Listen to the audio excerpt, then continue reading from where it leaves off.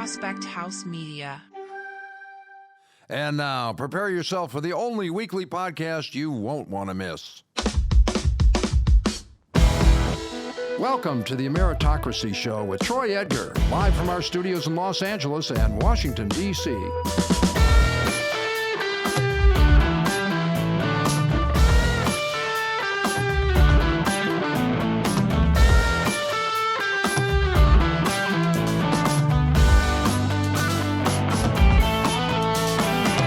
Hey everybody, I am Troy Edgar and welcome to the Ameritocracy Show. Thank you for tuning in and checking it out. It is greatly appreciated. This podcast examines the conditions for personal and professional growth and opportunity across America.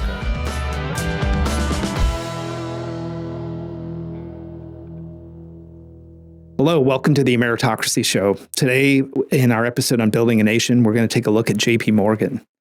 In the last episode of Building a Nation, we focused on Alexander Hamilton and his focus in federal treasury and reserve. And today we're going to take a deeper look at J.P. Morgan and his influence on establishing modern banking that really forced the federal governments to establish antitrust laws and put checks and balances on capitalism. On this show, we always talk about trying to get to a point of what are the conditions for success in industry. And, you know, those conditions could be you would be at the top of a company as an executive of a Fortune 500 company or a small business. And so, you know, sometimes some of the practices that were out there that were done through the days of J.P. Morgan that really did create some of the antitrust issues was really a function of companies that got really big and started to damage the competitive landscape and potentially affecting smaller business. And so for some of us that are in the technology business, you can definitely see that being something that is happening in real time today, and that something we'll talk a little bit about as we get further in here. J.P. Morgan was born in 1837, and he was really, at that point, he was born at a point before the Civil War, so the 1860-1865 period. So as he started growing up and going through this process, after the Civil War, they had in America what we call the Gilded Age, which was about 1870 to 1880.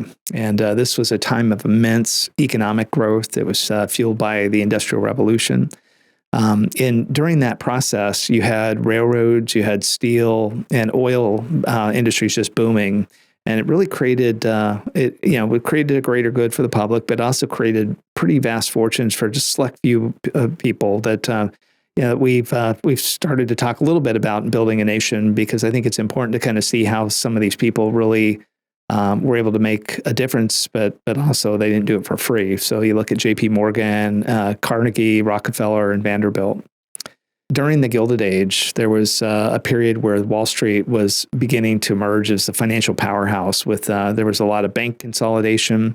The stock market was flourishing. New investments and opportunities such as bonds. But the downside of that growth was the wealth was concentrated in the hands of just a few of these industrialists and financiers. So what we started to have is very powerful corporations that would form monopolies and trusts, and it would basically stifle the competition and control entire industries, and eventually affects the consumer by, at the beginning, what seems like, price stability ends up becoming prices that are really out of the control and really uncontrollable, and the government has to kind of get involved. The government, sets up regulations and oversights, and at that point, this is really the story of J.P. Morgan, and as he gets involved in that. So J.P. Morgan was born in 1837, and his father, Junius Morgan, was a successful merchant banker. He was with the London firm, George Peabody and Company. And at this point, after J.P. Morgan finished his degree in 1857, he wanted to follow in his father's footsteps in banking. So he immediately went to London, met with his dad, who was over at Peabody, and came back to the U.S. and to New York City. And he basically learned the ropes working as the American representative in the affiliated New York banking houses. In 1971, he co-founded Drexel Morgan and Company, which later became J.P. Morgan. And for people that are familiar with Drexel and the financial company, again, this was at a period of time when a lot of these financial powerhouses were starting to come together. This firm acted as a middleman for European investments in the U.S. So this firm, the foreign investment would come in to help finance railroads and were key drivers of industry. And at that point, really critical for the growth of the United States. So in 1871, when he founded Drexel Morgan and Company, which later became J.P. Morgan, that firm acted as a middleman for European investments in the U.S. They financed railroads. They were kind of a key driver of industry at the time. And, from that position, really started to be a crossover of building kind of a financial powerhouse. First, what started happening was a lot of the mergers and acquisitions. J.P. Morgan wasn't just a finance person that brought, the banking power into a relationship, as he was also a consolidator. He saw the potential for efficiency in merging these companies together and played a key role in creating industrial giants. And we'll talk about those in a few minutes, but like U.S. Steel and General Electric. Part of the benefit or the value of somebody like J.P. Morgan in the industry, and this is really important because you see this today too, is that when you have volatility in a market and somebody starts to buy up companies and consolidate them, what you do is you get rid of a lot of the price competition, but you also get rid of the instability and inefficiencies in the market. And when you start doing that and the market is perceived to be less volatile, that all the other industries that depend on it, you start to get economic stability. And so one of the things that J.P. Morgan focused on is, he started to become the guy that once he would get involved in an industry, not only just being the banker, but he started getting involved with the board and the control of the company. That control and that calmness across the industries would show economic stability. And I think those interventions eventually, not only within these companies, but within banking and the economy in general, really good examples of where Morgan used his influence and personal wealth to broker deals between the banks and preventing wider economic collapse. So at that point, you could see somebody that at the beginning was looked at as a savior, something that was, somebody came in with a cool hand and the resources and the love of country and really tried to do something. But, obviously, the back end of that, they don't do it for free. So as you see him starting to move from a banker to a financier across the industries, I wanted to talk about some of the industries that he focused on. Probably first and foremost, it was one of the biggest ones was that he focused on was railroads. So when he was going through the process with the railroads, if you think about it, at that time, the late 1800s, there was a tremendous amount of small competing lines. They were price fighting each other, volatile business environment. And so, really, when you looked up in the Northeast, anything from New York City to Cleveland through the oil countries of Pennsylvania, and there was just a lot, a lot of times people would set up rails and they would set up a rail right next to the same one and just to try to knock out each other and just do price competition. So what J.P. Morgan did in that is he worked with Vanderbilt, Cornelius Vanderbilt, who had a really tremendous level of respect in that industry. And he had built some very big lines, and he started to work with Vanderbilt to consolidate these smaller lines, providing the financing. And basically, once they took over the small lines by buying them, they really, specifically J.P. Morgan became an active member of the board, placing himself many times as the chair of the board and then starting to change out management and look for efficiencies. Examples of that was like the New York Central line and many others. But, so at that point, J.P. Morgan entered him into the railroad industry. And by the time, with very few years, he had over control of over one third of the railroads in the nation.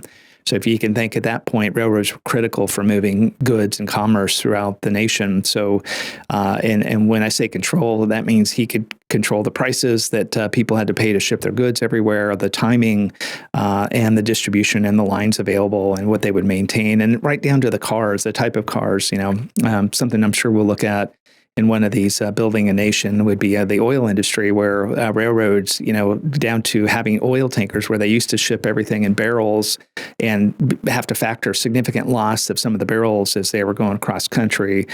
They started to create cars, specific cars that just were large tanker cars that were on rail. And those cars were owned by, one or two people. And so they would really control the goods. And so you start to see a little bit of a form of monopoly and a bit of a cartel type of view of that. The next area he focused on was steel. Carnegie, again, another person that was a titan of the industry, but on the steel side, had an issue. He had built the steel industry with a very big steel company, but very similar to railroads, there was a lot of small competition. The people would go out and get mines and do steel production. But when you had it going on small scale across multiple times or multiple geographic areas, you started to see, that the prices seemed like they couldn't, get to any more affordable. And steel was starting to become a really important thing in industry of how they were going to be building out industry from the inside out. And so Carnegie, when he came up to be at retirement, was ready to get out of the business. Basically, he went to J.P. Morgan and said, "Hey, look, I'm ready to go." And J.P. Morgan says, "Name your price." And Carnegie gave him a price, and he didn't even negotiate it. By the time he took over Carnegie Steel Company, he also started to buy up all these companies, very similar to the way that he did with railroads. And within a very short period of time, J.P. Morgan controlled 2/3 of the steel production in the United States. So again, good news for people that depended on steel is you had basically a steady pricing for steel. So if you were trying to forecast building stuff, you didn't have to worry about significant price fluctuation. You also could depend on when the materials would get there and how they were kind of distributed across the nation. So again, the positive is stability, economic stability, and the bad side is one person specifically having a tremendous amount of influence, which in the end could control pricing and be anti-competitive. If you kind of go through the next area that J.P. Morgan got involved with is with Thomas Edison and electricity. At that point, it was a very beginning point of Thomas Edison and what he was trying to do in generating electricity. That was really competing against Rockefeller, who had cornered the kerosene market, where a lot of kerosene oil across the industry was really focused to be able to kind of extend what would have been called in those days the agrarian life. So cities specifically that needed to be kind of kept lit. Kerosene oil, sometimes dangerous, sometimes causing fires. The electricity was a big deal. J.P. Morgan saw the opportunity, invested in it. But not only did he invest in it, because obviously Edison was a really smart guy too. And when he invested, they basically broke off the power generation equipment, the all the types of equipment that would be needed to have a power plant and the distribution of the electricity. And they formed General Electric. And then obviously Edison kind of kept a controlling interest, and you hear of the Edison power companies and those types of things. But at that point, again, at the beginning, when electricity was starting to be a big deal, starting out in the cities, and one of the first things that J.P. Morgan did is he hosted a pretty big public event for 1,000 people in one of his homes, and he basically did it at night using electricity. So it was a little bit of the draw of the event was not only coming to this event, but also to kind of be one of the first events that was lit by electricity through this process. As we kind of keep going a little bit with J.P. Morgan, something that he starts to do is once now he's on top of these industries, he starts to help specifically portions of the government and things that are overcoming. So again, as we're kind of going through the Reconstruction post-Civil War, there's a tremendous amount of the economic growth, just a lot of things happening. Till about 1890, 1891, they started to have significant economic problems because overflating the economy, pricing, et cetera, led to the 1893 Depression. And in that depression, back in those days, currency was backed by gold and the gold standard. And so there was kind of a ratio of gold that America or the U.S. government would try to hold to be kind of in reserve, so that people came down, money was backed by gold. You could kind of get your gold for your money, and if you started to feel that you didn't trust the paper. And so what ended up happening is very quickly during this depression of 1893, the gold supply was depleted, and the U.S. Reserve, which is about $100 million of gold, within 2 years, about 1895, that was depleted down to less than $9 million and created a frenzy. At that point, now you have J.P. Morgan working directly with the President of the United States at that time, which was President Cleveland. True to J.P. Morgan's form, he basically conducted a meeting directly, brought in bankers, financiers, people that had trust, and said, hey, look, we need to develop a strategy to protect America. They developed a process and basically raised money, about $65 million, went to the foreign markets where a lot of the gold not only had been moved out to depositors, but the foreign markets were pulling their gold out of our country. And they basically put together kind of a private amount of money and went and bought gold deposits and gave those back to the U.S. To really stabilize the currency. So in this point, again, you got one person with tremendous amount of influence, a network of bankers and finance people and trusts.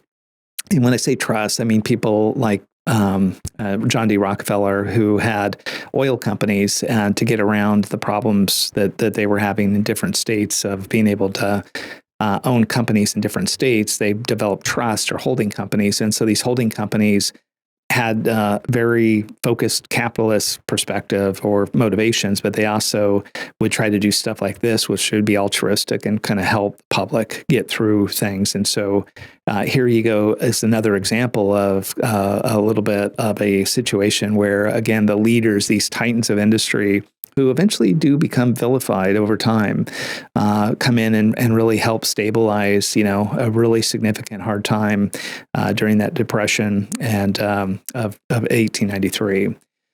Probably the other one I would mention that I think is important to think about what J.P. Morgan had done was 1907, they had a banking failure. And within that banking failure, basically the central bank, there was not really an establishment of the capability of being able to have the money reserve that was required. So what ended up happening is there was a proliferation of banks that led up to 1907, and a lot of them were small regional banks. When there started to be kind of a concern that the banks might run out of money and didn't have a way to kind of back the money, people started a massive move. And we saw this just recently, when you had people seeing small banks, Silicon Valley Bank, et cetera, where people started concerned that their money in these banks was going to kind of be taken away. And even though there's FDIC insurance coverage up to $250,000, if companies or people had money up and over that, that might not be available to them. So this group got together, and at this point, he was working directly with President Roosevelt. President Roosevelt and him in Madison Avenue in New York City brought in these bankers, the financiers and the trust leaders, and said, hey, look, we need to do something. J.P. Morgan developed an idea that he had and presented it, which was basically to get all these people to not donate, but to specifically go out and fund these banks, basically invest in all these small banks. So they took a tremendous amount of money in industry and went out there and just started basically securing the banks with very similar to what we do with the Federal Reserve today. And so through that process, Roosevelt politically steered through a really dangerous area, and we also had the banks really show that they were a safe place to be able to keep money. And through that process, again, J.P. Morgan ends up being somebody that was able to help get that banking issue under control and to really restore the faith and the trust in the American banking system, which even today, is something that we consider and we continue to go through with banking policies and stuff that we can see out there. If you kind of go through and you see all of this stuff, you can see JP's tactics were kind of concentrated in financial power. But I think what you start to also see is there was starting to be really significant concerns with monopolies and competition. And this eventually leads to antitrust laws and regulations that were trying to prevent this excessive concentration. And so one of the things that I would like to also talk about a little bit was these antitrust laws. So really two antitrust laws that I think were really significant. Is the Sherman Antitrust Act, 1890, and then and we'll talk about that, and the Clayton Act, 1914. But the Sherman Antitrust Act in 1890 was really trying to look at somebody. Let's just use J.P. Morgan as an example. They were trying to limit monopolies, and really trying to kind of put regulations in place to protect the consumers and the workers. When you had industries that were getting consolidated and they were looking for efficiencies. Sometimes they might come at the cost of the number of hours people had to work or the safety conditions that they worked in, or potentially on the consumer side. Once you stabilize the prices, then you have one group able to monopolize the pricing for profit. Because again, they're not doing this for free. And so the Sherman Act was like step one that did focus on, trying to get everything under control for monopolies, trusts, and cartels. And again, examples at that time that were used to drive committee hearings on these was the railroad trust that we talked about, Standard Oil, which was John D. Rockefeller. And I explained a little bit how he was consolidating small oil refining companies across the U.S. and specifically in the Northeast region, Pennsylvania, Ohio, et cetera. And then the American Tobacco Company.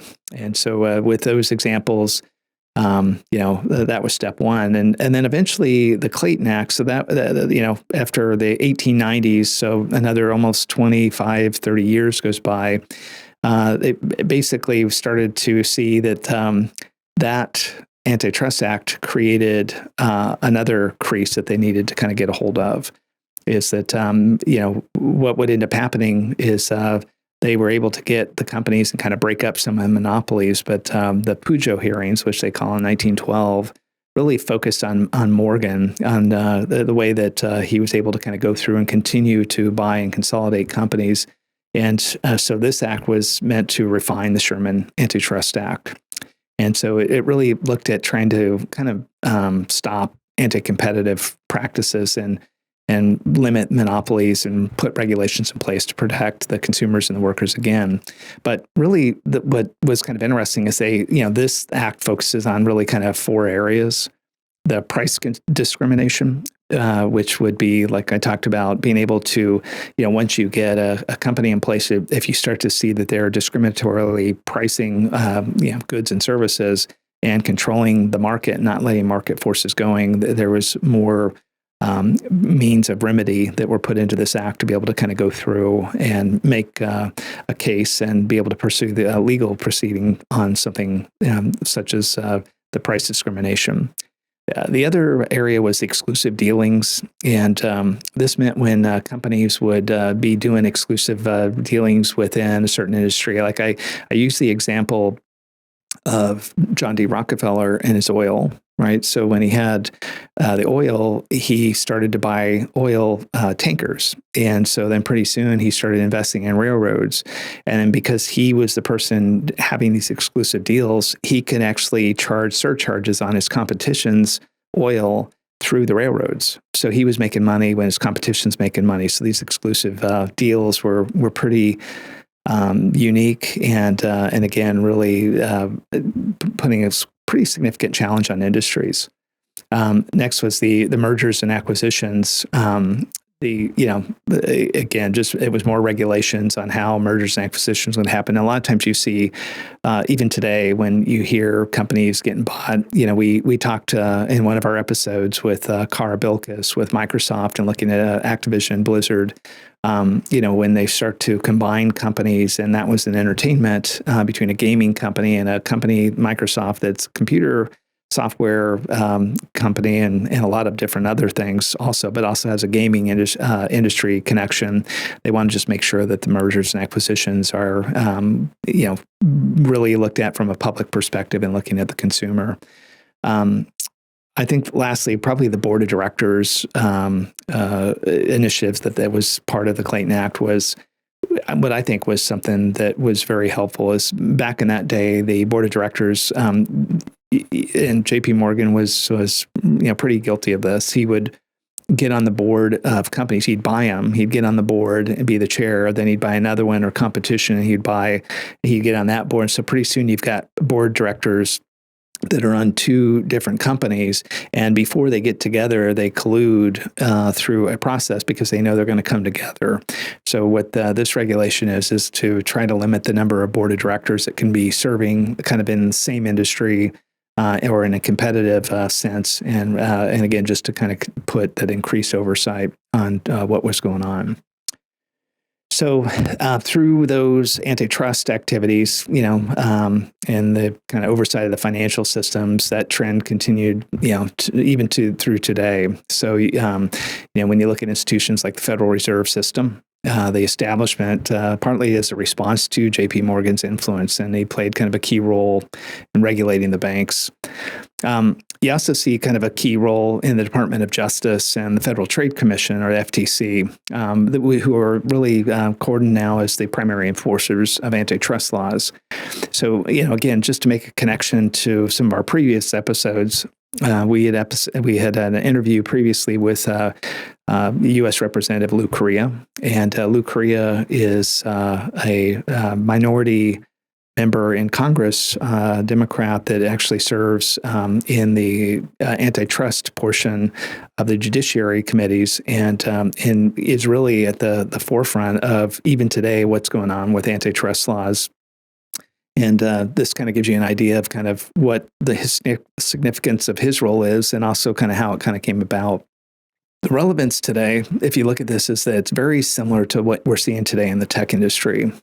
The rapid rise now of some of the key companies, and then you're seeing kind of a mutual reaction of antitrust issues. And so, it's interesting, as I'm in the tech industry, so I see a lot of people that don't study history, and they're like, I can't believe the government's trying to get involved and regulate these things. Some people are like, also thinking, well, this is great because some of these companies are so big that they are starting to really overexert their influence and potentially definitely harming consumers in the end. So companies like Microsoft, Amazon, Meta are just examples of some of these companies that we're talking about. And like I said, in Lou Correa's episode, we did talk about the potential impacts of them in antitrust. I would also say what's relevant today is the influence of banks, which provide debt, and Wall Street, which provides equity on industry growth and stability. So we still need a mechanism of these types of industries to provide stability for growth. And so again, on Ameritocracy, when we talk about all these different people and these different industries, again, what we're trying to do here in Founding a Nation is to really look at how did these things work from the beginning, so that when you hear some of the stories on our show, you don't think that this is the first time we've ever been through it. So it's pretty important. In closing, I think if we look at America's continued growth and economic dominance, it does require innovation and capitalism. So I think that when you look at that, it's, I remember in the 80s, Wall Street, greed is good, Gordon Gekko, and we used to always joke about that. And that was a mindset at that point where America kind of embraced that mindset. But I think as you see the disparity of income, you see some of the things that are happening in industries where we are starting to borderline in some of the industries, having too much power and influence and potentially harming the consumers, there is a balance. So kind of the second thing is I think that government does provide a role to balance capitalism. And hopefully you can see that through some of these examples to be able to kind of protect our consumers. Historically, I think these innovators have been a balance between being saviors and potentially polarizing public figures. And again, the correlation of the relevance today is if you look at someone like Elon Musk, who's done, unbelievable stuff with how we manufacture cars today and taking new technology and putting it out there, and in his activity around space and delivering, rockets and reusable rockets, and really kind of significantly going past the aerospace and defense market and creating a new way of doing business. But again, looked at the beginning as a savior, and then, like I said, then eventually going back and forth between a savior and a polarizing public figure.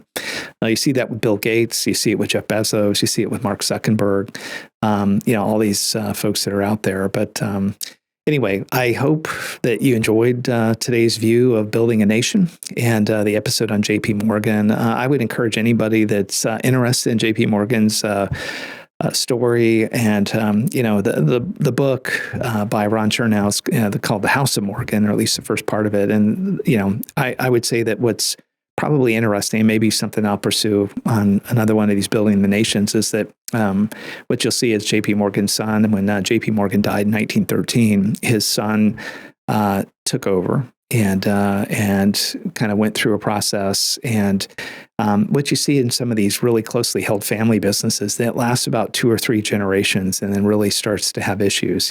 So I think there's no doubt that J.P. Morgan is a big company today, but it's definitely a lot different than it was back here, and it's more ran as a public company than a family company. So hopefully you can see the difference in the different take on the Titan of America, which is J.P. Morgan. So anyway, I appreciate it. I hope that you guys have a great day, and I hope you enjoyed the show today. Thank you.